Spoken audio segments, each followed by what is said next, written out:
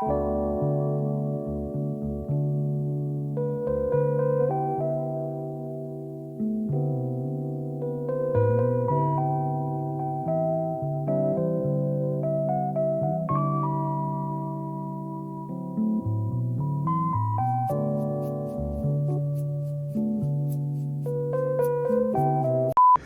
up, guys? Back with an absolute banger today. I'm Julia. That's Dominic. That's Brian. And that's Caitlin. What's up, man?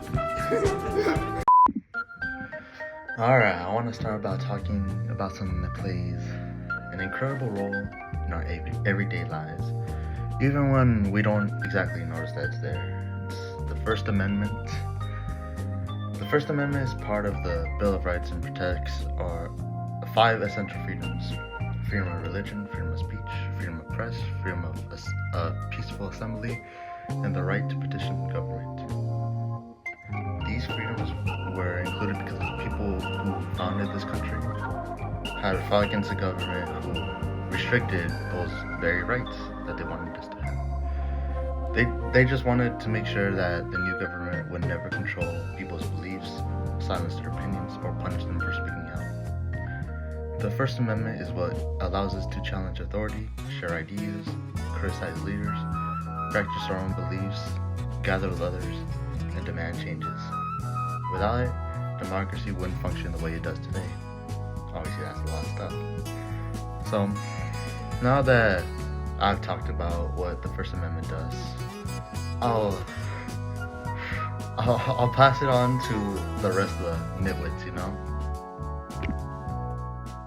My name is Dominic Rosales, and today I'm going to talk about a very important Supreme Court case that shapes students' rights in America, Tinker versus Des Moines. This case began in 1965 during the Vietnam War. A group of students in Des Moines, Iowa, including Mary Beth Tinker, John Tinker, and Christopher Eckhart, decided to wear black armbands to school as a peaceful form of protest against the Vietnam War. Before the protest even happened, the school found out about the plan and created a new rule.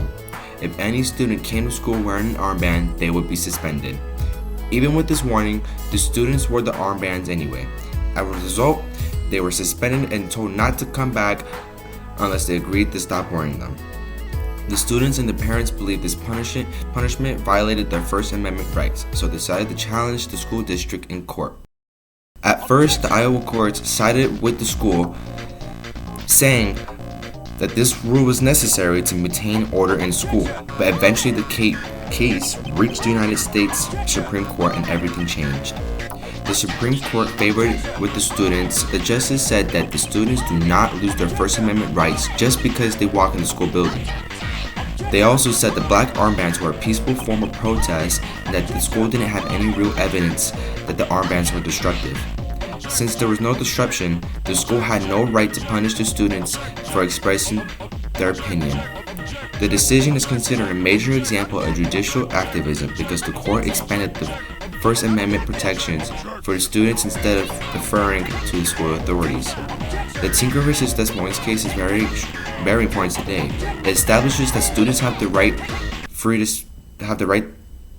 speech and expression in public schools as long as what they were doing does not cause destructive or harm to their learning environment. Whether students express themselves through clothing, protests, social media, or other peaceful methods, the Tinker ruling protects their voices. In simple terms, this case reminds schools that students are not just young people, they are citizens with rights that must be respected.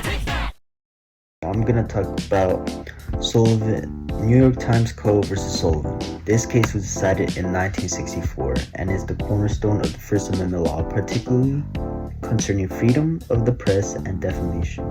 It involved New York Times publishing an advertisement that criticized police actions during the Civil Rights Movement.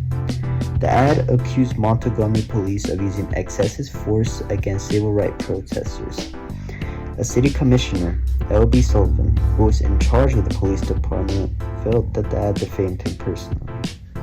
Even though he wasn't named directly, he sued the New York Times for libel in Alabama State Court, seeking damages.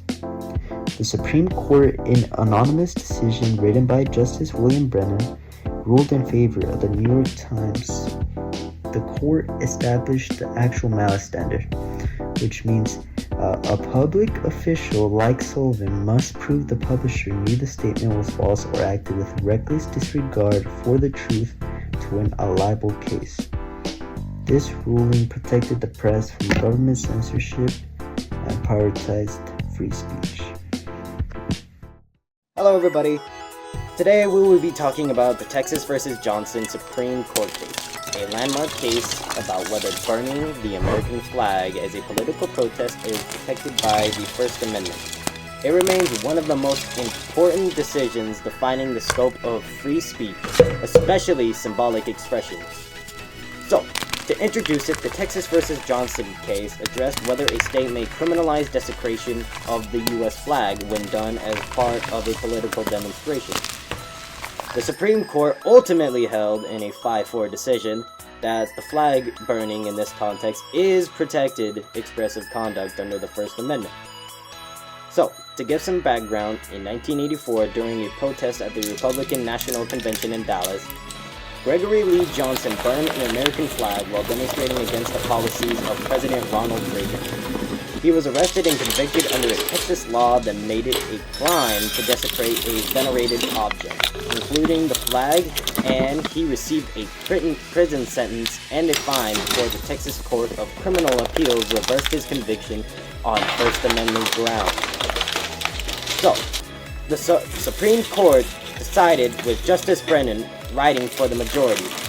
He first found that Johnson's flag burning was expressive conduct, clearly intended to convey a political message. The court then ruled that Texas' interest in preventing breaches of the peace and preserving the flag as a symbol of national unity were not sufficient to justify suppressing this message, especially since there was no actual disturbance and the law targeted the communicative impact of the act.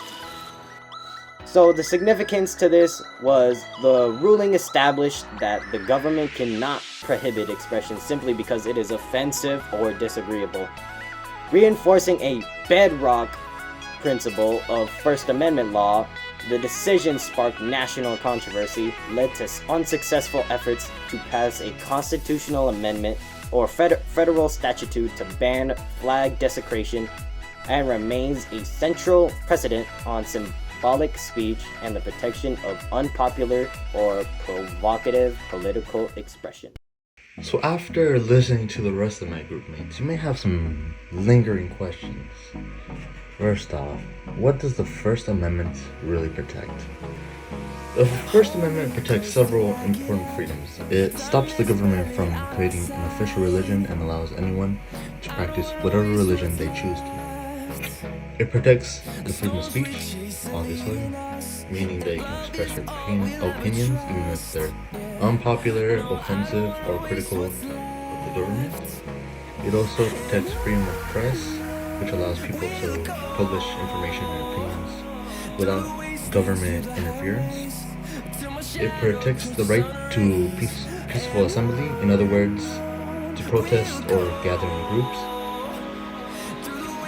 And it gives us the right to petition the government, which means we can ask for change, complain about problems, and demand accountability. Now, when does it protect your rights? These freedoms are protected almost all of the time. Even offensive or controversial viewpoints are protected under the First Amendment. It also covers symbolic speech like burning a flag or kneeling during the national anthem. However, there are limits. The First Amendment does not protect threats, defamation, speech that incites immediate violence, or extremely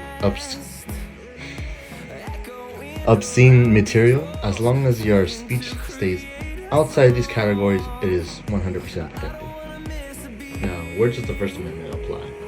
The First Amendment protects you from the government, federal, state, and local, but it does not protect you from private companies or private organizations, or even just regular people.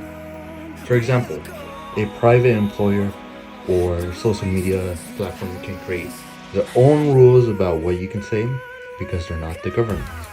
So the First Amendment applies only where the government has authority. Who does the First Amendment protect? This might shock, but it protects everyone in the United States, not just citizens. It means like immigrants, tourists, and even people living here without legal status. So if you're just inside of the US, the First Amendment protects you. Does this protection apply to local, state, or national? It applies to all levels of government. The First Amendment restrains city governments, state governments, and federal governments. No matter which level of authority you're dealing with, they all have to respect these rights. Why does the First Amendment protect these freedoms? The First Amendment protects these freedoms so that people can have the power to speak openly, challenge their leaders, and participate in democracy. The Founding Fathers believed that when ideas compete, even bad or offensive ones, the truth is more likely to emerge. It also protects the government from controlling what people believe or how they express themselves. By protecting these freedoms, the First Amendment keeps power in the hands of the people and makes sure that the government stays accountable. What does the First Amendment imply? It implies that these protections apply to the government, not private groups or individuals. It also implies that while we have the right to speak freely, that right isn't unlimited. Speech that threatens others, spreads harmful lies about people, or encourages immediate violence isn't protected. Everything else, spoken, written, or symbolic, is generally protected. How does the First Amendment affect us as citizens? The First Amendment affects all of us because it protects our ability to speak freely, to access information, to question the government, and to participate in public life. It allows us to protest when something is wrong and to express our belief without fear. It also protects non-citizens and citizens from living under a dictatorship, or basically a leader who punishes people for disagreeing with him. These freedoms shape how we interact, how we learn, how we grow as a society. The First Amendment empowers every person living in the USA to have a voice.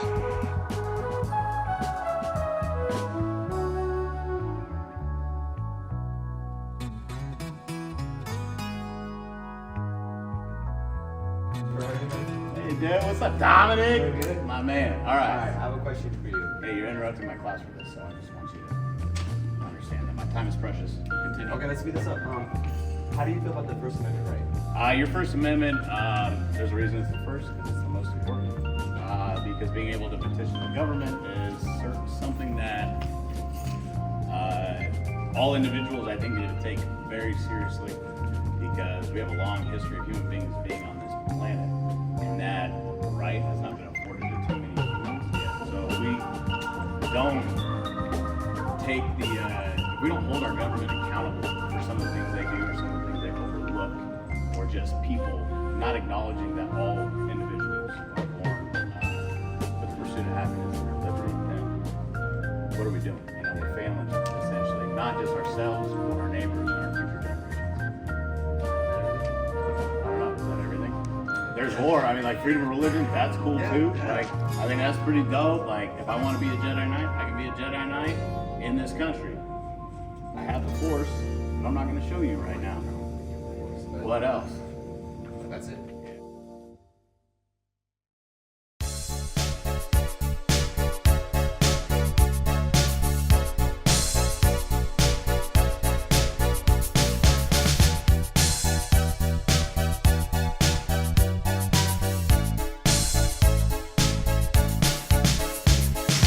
Last Christmas I gave you my yacht, but the very next day you got phantom taxed. This year, to save me from viewing, I'll raise it to someone wistful. Last Christmas I gave you my yacht, but the very next day you got phantom taxed. This year, to save me from viewing, Or is it to someone graceful?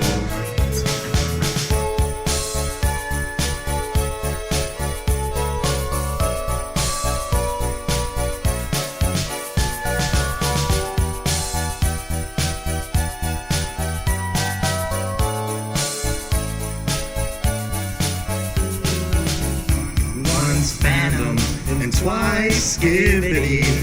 I keep my distance, but you still mark my wrist. Tell me, baby, do you recognize me? Well, it's been a year, it doesn't surprise me. I gooned it out and sent it with a note saying I really lamented. Now I know what a beta I've been. But if you riz me now, I know you tax me again. Last Christmas I gave you my yacht, but the very next day you got phantom taxed. This year, to save me from viewing, or is it to someone graceful? Last Christmas I gave you